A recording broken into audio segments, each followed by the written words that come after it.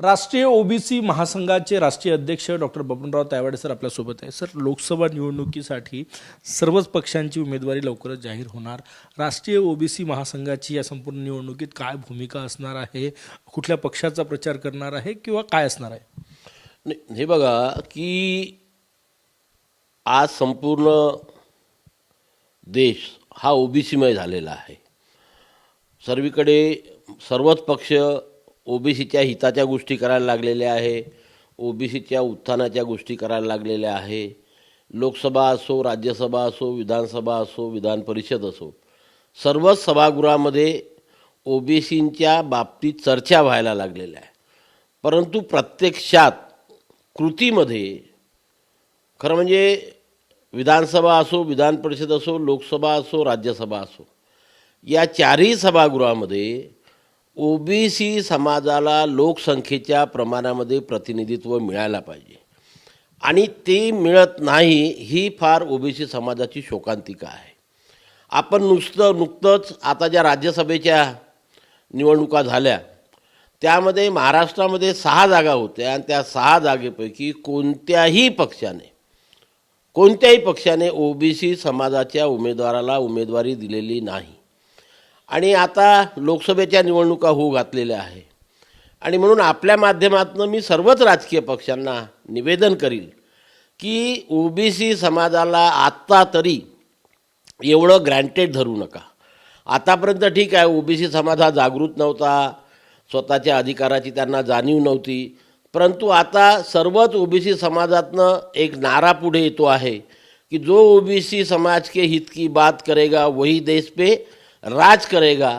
आणि म्हणून ओबीसी समाजातल्या जागृत नेत्यांना, मी पुन्हा जागृत शब्द वापरीन, जागृत नेत्यांना योग्य त्या प्रमाणामध्ये सर्वच राजकीय पक्षांनी प्रतिनिधित्व द्यायला पाहिजे.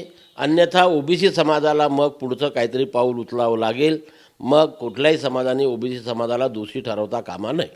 एकूण मागणी काय आहे? किती टक्के जागांची मागणी आहे सगळ्याच राजकीय पक्षांकडे की ज्यांना ओबीसी उमेदवार द्यावे? नाही, आम्ही तसं म्हणतो ना की आम्ही सर्वच राजकीय पक्ष सांगतात की ओबीसींची अधिकृत लोकसंख्या 52% आहे. आम्ही म्हणतो 60% आहे. बिहार राज्याने ते सिद्ध करून दिलेलं आहे की ओबीसी समाजाची लोकसंख्या ही 60%पेक्षा जास्त आहे. आणि म्हणून जिसकी जितनी संख्या भारी उसकी उतनी भागीदारी. लोकसंख्येच्या प्रमाणामध्ये आम्हाला प्रतिनिधित्व मिळायला पाहिजे. प्रतिनिधित्व शब्द आहे तिथे. आणि म्हणून लोकसंख्येच्या प्रमाणामध्ये ओबीसी समाजाला सर्वच राजकीय पक्षांनी जागा द्यायला पाहिजे. टक्केवारीत सांगायचं झालं किती टक्के? कमीत कमी 52%, कमीत कमी 52%, जास्तीत जास्त 60% जागा ह्या सर्वच राजकीय पक्षांनी ओबीसी समाजाच्या उमेदवाराकरता राखीव ठेवल्या पाहिजे. मी ते म्हणेन राखीव ठेवल्या पाहिजे, ते फक्त ओबीसी समाजाच्याच लोकांना दिल्या पाहिजे.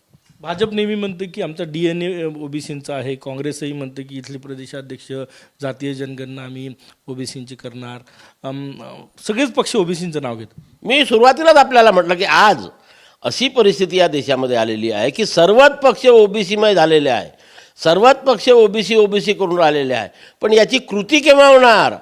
कृतीमध्ये आणायला पाहिजे सर्व राजकीय पक्षांनी आणि ओबीसीला 52% ते 60% जागा द्यायला पाहिजे. त्या दिवशी आम्ही समजू की या देशामध्ये सर्व राजकीय पक्षांनी ओबीसीला सिरियस घेतलेला आहे. शेवटचा प्रश्न माझा, राष्ट्रीय ओबीसी महासंघ कुठल्या पक्षाच्या मागे या निवडणुकीत उभा राहणार आहे? तुमची राजकीय संघटना नसली तरीही अप्रत्यक्षपणे काय करणार? नाही, मी आधीच बोलू तुम्हाला की जो ओबीसी के हित की बात करेगा वही इस देश पे राज करेगा. आमच्या ओबीसी समाजाचे प्रश्न सोडविण्याकरता सुरुवातीपासून आतापर्यंत ज्या ज्या नेत्यांनी आम्हाला मदत केलेली आहे, ज्या नेत्यांनी आम्हाला मदत केली आणि भविष्यात जे नेते आम्हाला मदत करू इच्छितात अशा लोकांना राष्ट्रीय ओबीसी महासंघ जाहीरपणे पाठिंबा देणार आहे. खूप खूप धन्यवाद. कॅमेरामॅन सचिन सयामसह गजानन उमाटे, TV9 मराठी, नागपूर.